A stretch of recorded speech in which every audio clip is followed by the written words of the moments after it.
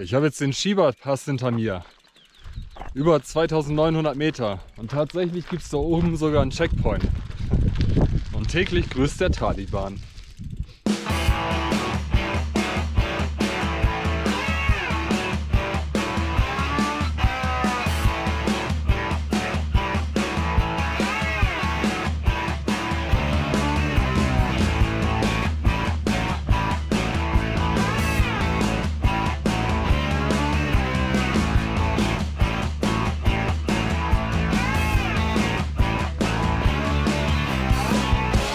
Heute ist so ein schöner Tag, voll geil. Es geht 100 Kilometer nur bergab und ich habe Rückenwind. Ja, Mann.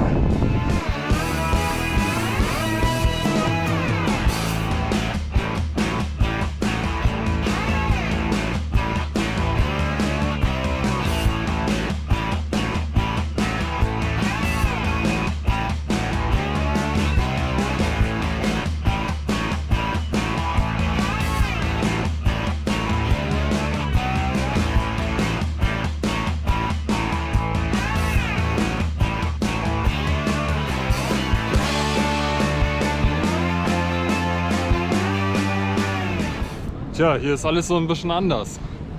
Ich bin jetzt auch in der nächsten Provinz und mal gucken, ob ich irgendwie einen Schlafplatz finde, der auch Strom hat. Weil das ist hier alles andere als einfach. Ich habe vorhin in so einem kleinen Restaurant einen Kebab gegessen und die haben Räume angeboten, wo man schlafen kann. Allerdings ohne alles. Kein Strom, nix. Für 1000 Afghani. Das war mir dann doch ein bisschen zu viel des Guten. Jetzt bin ich so ein kleines bisschen auf der Suche.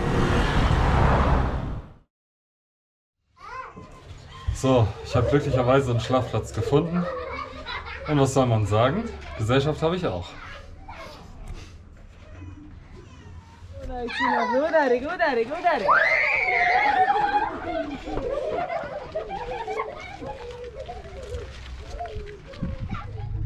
So, ich habe jetzt meine Ruhe. So halbwegs. Also hier mit den Moscheen in Afghanistan ist es so eine Sache anscheinend. Vorhin in einer Kleinstadt hatte ich weniger Glück. Da wurde mir zwar erst gesagt, es ist erlaubt in der Moschee zu schlafen. Und dann bin ich da hin und dann saß da so ein junger Mann, der hat, keine Ahnung, gebetet oder so oder irgendein Lied gesungen. Und dann habe ich den nochmal gefragt, ob das erlaubt ist, da zu schlafen. Er sagte, nein, funktioniert nicht, du gehörst nicht zum Islam. Bin ich ins nächste Dorf gefahren und hier ist es kein Problem. Bis auf die Kinder. Also ich will nicht sagen, dass die Kiddies ein Problem sind, aber die belagern mich hier so ein bisschen. Nur ich kann die Zwischentüren abschließen. Ich bin schon so ein gemeiner Allmann. Es wird jetzt gerade in der Moschee gebetet. Da bin ich mal kurz rausgegangen und habe mich hier hingesetzt. Und die kleinen Kiddies so ein bisschen bespaßt. Und vorhin lief hier eine kleine Gruppe von Frauen vorbei. Und die haben ihr Gesicht verhüllt, als sie vorbeigelaufen sind. Andere Länder, andere Sitten. Ist nun mal so. Tja, aus der Moschee wird doch nichts. Die Leute haben mir zwar alle gesagt, dass ich da schlafen kann, aber am Ende hatte der Imam das letzte Wort. Jetzt bin ich hier bei einem Einheimischen untergebracht aus dem Dorf. Ich habe da zwar auch meinen eigenen Raum, aber ich finde das in Moscheen eigentlich immer ganz gut. Weil man hat da natürlich dann den Kontakt zu den Einheimischen und wenn die Gebete alle durch sind, dann hat man doch seine Ruhe und kann die Tür zumachen. Naja, ist so. Ich finde das in der Natur sowieso am schönsten. Nur ist es leider in der Ecke, wo ich jetzt unterwegs bin, nicht so einfach, einen Platz in der Natur zu finden. Das war gestern echt schon eine Ausnahme und das hat auch wirklich gut getan. In der Natur, da hat man einfach seine Ruhe und hat auch seinen Frieden.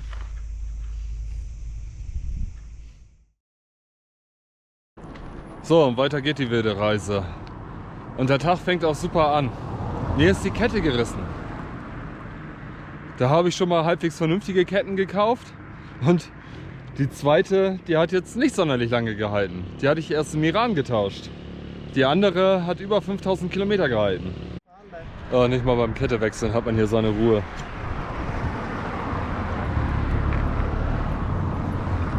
Wie ich ja schon sagte, und täglich grüßt der Taliban.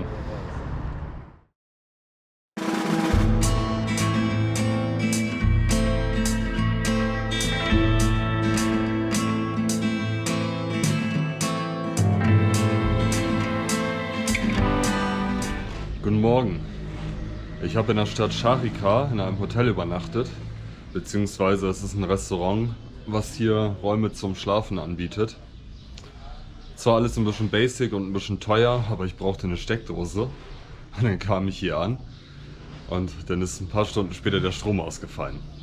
Naja, es hat glücklicherweise noch alles gepasst mit Video fertig machen und so. Ja, man mag es kaum glauben, aber ich hatte dann abends nochmal eine Kontrolle. Und jetzt wurde mir heute Morgen schon gesagt, wenn ich über den Salang-Pass fahren will, weil ich nach Kunduz möchte, werde ich eskortiert. Naja, ich habe mir dann gedacht, wenn ich hier schon neue Travel Buddies habe, können sie auch gleich einen Pickup mitnehmen und mich da hochfahren. Und das ist nämlich nicht ohne. Der Salang-Pass, der geht auf über 3900 Meter. Und mein eigentlicher Plan wäre gewesen, dass ich mir das auf 2 Tage aufteile. Ich habe ja ein bisschen Zeit und brauche mich jetzt nicht hetzen. Ja, mal gucken, wenn die mich zumindest da hochfahren können, wäre das schon mal nicht schlecht. Können sie auch ein bisschen was dafür tun, dass sie mich hier begleiten dürfen. So, und auf geht die wilde Fahrt. Was? Das sieht schon cool aus, wa?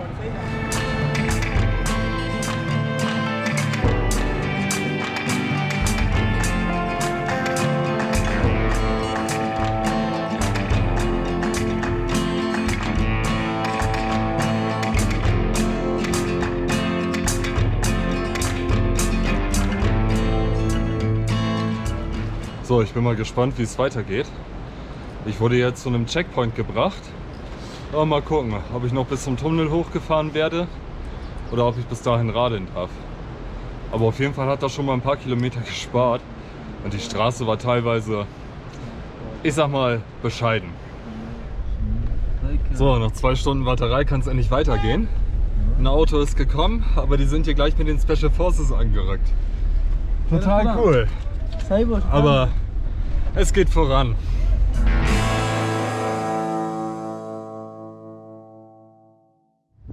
Ich bin ja echt froh, dass ich hier raufgefahren wurde. Die letzten 15 Kilometer waren keine Straße, es war eine Piste, aber der üblen Sorte. Und die Tunnel sind auch nicht ohne. Naja, es geht jetzt erstmal ganz schön lange bergab. Und dann mal gucken, wo ich heute einen Schlafplatz finde.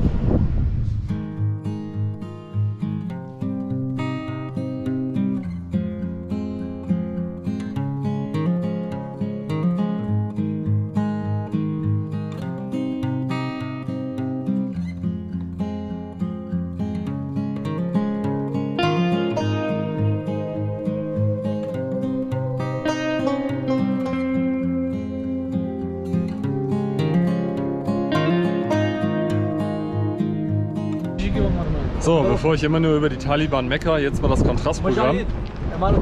Sie haben mir Tee gegeben, hier bei einem Checkpoint. Essen bringen sie mir gleich auch noch vorbei. Die AK durfte ich auch noch mal in die Hand nehmen. Ne? Es sind nicht alle schlecht.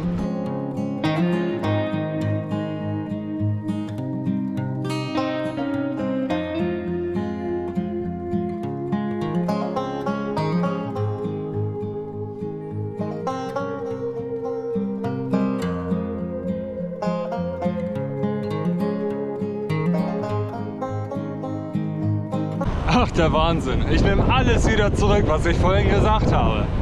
Jetzt bin ich hier durch eine Kleinstadt gefahren. Checkpoint vor der Stadt, Checkpoint nach der Stadt. Beides mal Passportkontrolle. Und ich war kaum 2 Minuten drin. Hab kurz an der Straße angehalten. Da kam ein Fuzzi mit seinem Bro an und wollte mein Passport sehen. Und diesmal habe ich nach dem Ausweis gefragt und sagte, ja, der gehört zur GDI. Das ist die globale Defense-Initiative, da gehört er bestimmt nicht zu. Okay, ich habe früher Command & Conquer gespielt. So, aber der Knüller, dann wollte ich aus der Stadt wieder raus.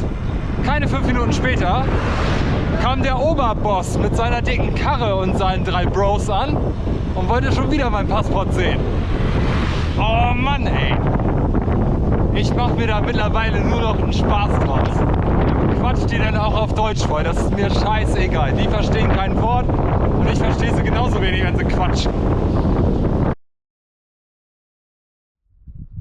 So, ich hoffe mal, die Schlafplatzsuche ist jetzt erfolgreich.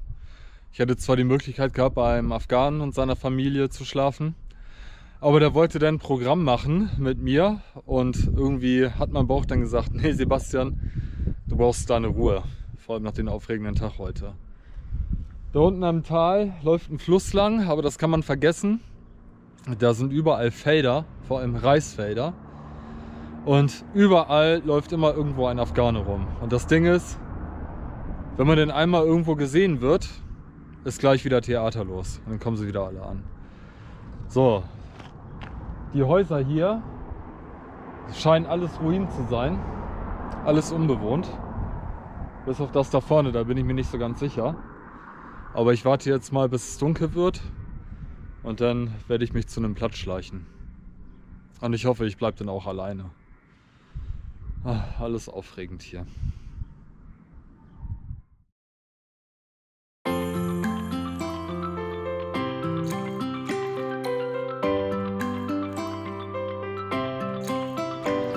Ich finde ja immer, manchmal geschehen Dinge aus einem Grund.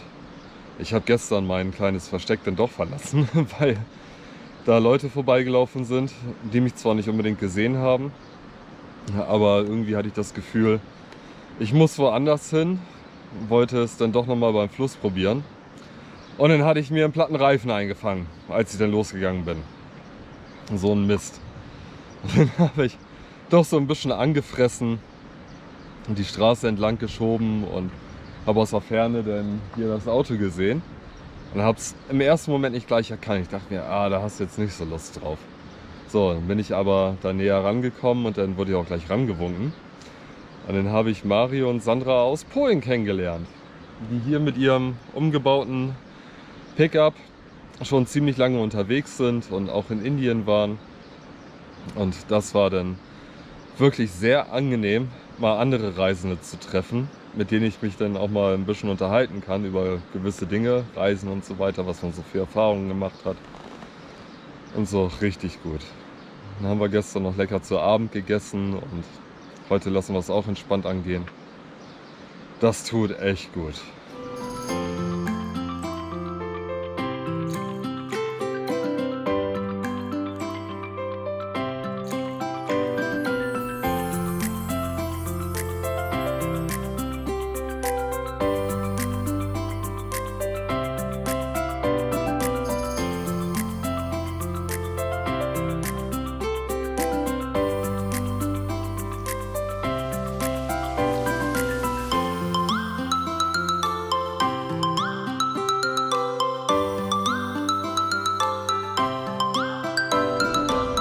Ich wünsche mir jetzt echt den Tarnumhang aus Harry Potter.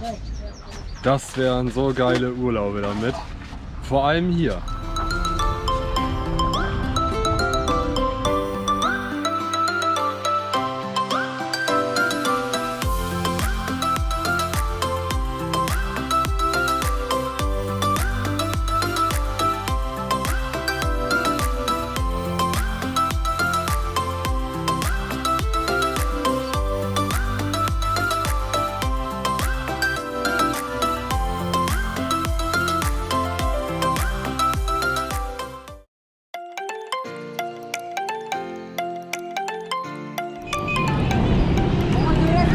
Hi, Afghanistan. was geschah?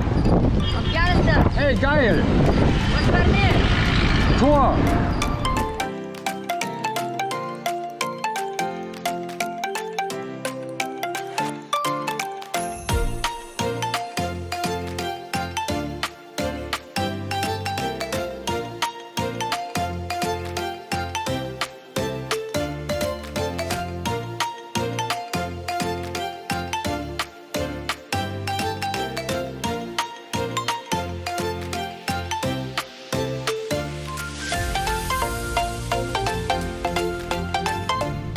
So, ich hoffe, ich habe jetzt mal für 5 Minuten meine Ruhe.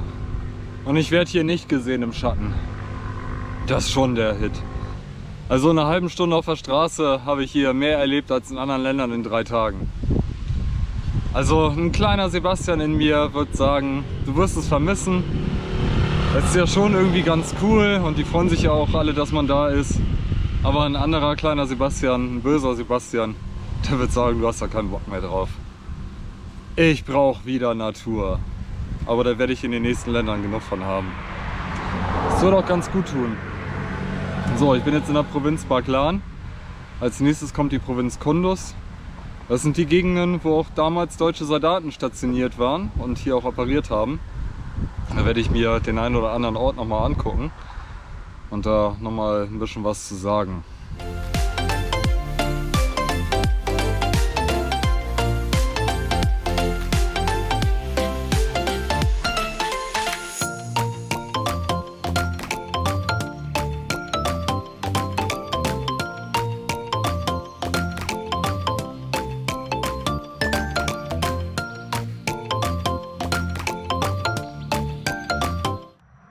Anscheinend habe ich mit meinem Schlafplatz mal ein bisschen Glück. Die jungen Leute waren alle da hinten am Fluss, aber es ist noch ganz schön viel Verkehr um die Uhrzeit. Also wirklich fast im Minutentakt fährt hier irgendwas vorbei. Naja, vielleicht gibt sich das nachher auch wieder. Aber es wird eine schöne Nacht.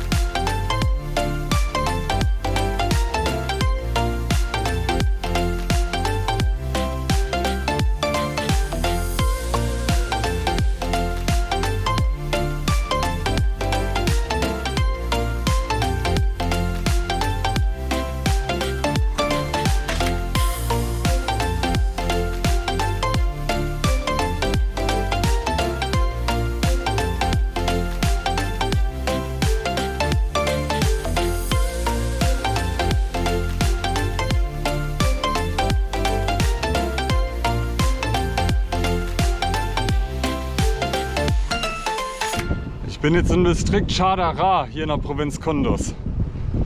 Und ich werde mir jetzt einen kleinen unscheinbaren Ort angucken, der für die Bundeswehr von Bedeutung ist. In einer, wie ich leider sagen muss, doch recht unrühmlichen Geschichte.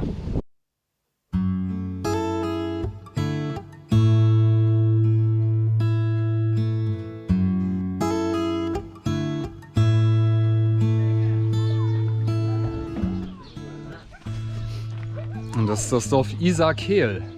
Hier fand damals das sogenannte Karfreitagsgefecht statt, bei dem 3 deutsche Fallschirmjäger getötet wurden. Und die waren unterwegs, um Sprengfallen aufzuklären und sind dann in eine Falle geraten und unter sehr schweren Beschuss gekommen. Das Gefecht hat mehrere Stunden gedauert. Das waren die ersten deutschen Soldaten, die in schweren Kampfhandlungen nach dem Zweiten Weltkrieg verwickelt wurden und dabei Verluste erleiden mussten. In den 20 Jahren Afghanistan-Einsatz sind ca. 62 deutsche Soldaten gestorben. Und das hat den deutschen Steuerzahler unzählige Milliarden gekostet, die ganze Sache hier. Da kann man schon mal fragen, warum und wofür. Tja, das Warum. Also bestimmt nicht, weil Deutschlands Sicherheit am Hindukusch verteidigt wird. Das ist vollkommener Quatsch. Das Ganze ging ja los mit dem 11. September und dem daraufhin ausgerufenen Krieg gegen den Terror. Nur hat das Land Afghanistan niemanden angegriffen. Und wenn man es genau nimmt, da gibt es ein Abkommen, Montreal-Abkommen aus den 70ern, hätte der Drahtzieher, der Osama Bin Laden, vor Gericht gestellt werden müssen. Und die Taliban damals waren sogar bereit, ihn auszuliefern, wenn er vor ein Gericht gestellt wird. Das hat aber die USA und im weiteren Sinne die NATO überhaupt nicht interessiert. Die sind ja einfach einmarschiert, was völkerrechtswidrig war. Ja, und das wofür? Also für das Land ist ja nichts besser geworden in der Zeit, im Gegenteil. Alles sinnlos gewesen. Die Taliban sind jetzt eh wieder an der Macht, die haben das Land handstreichartig wiedererobert. Es war alles umsonst. Aber gut, lässt sich nicht ändern. Ich hoffe mal, das Land hat jetzt dauerhaft Frieden. Die Leute wünschen sich das auch. Die sind so glücklich darüber, dass jetzt mal Ruhe herrscht. Die sind glücklich darüber, dass Touristen ins Land kommen. Es ist sicher hier, weitestgehend. Mir hat es hier gefallen. Ich fand es wirklich sehr schön. Also es ist ein tolles Land. Bis auf so ein paar Kleinigkeiten, die mich manchmal echt an den Rand des Wahnsinns getrieben haben. Aber gut, das ist so. Afghanistan ist speziell. Vielleicht wird sich das in 1, 2, 3 Generationen ändern. Naja. So, ich habe jetzt einen ruhigen, gemütlichen Platz. Ich hoffe mal, das bleibt auch ruhig. Nicht, dass wieder irgendjemand vorbeikommt und mich hier voll quatschen will. Und dann geht es morgen zur Tadschikistan-Grenze. Da freue ich mich drauf. Tadschikistan, das wird cool. So, jetzt heißt es aber, den Abend genießen. Hoffen, dass die Ruhe noch bleibt.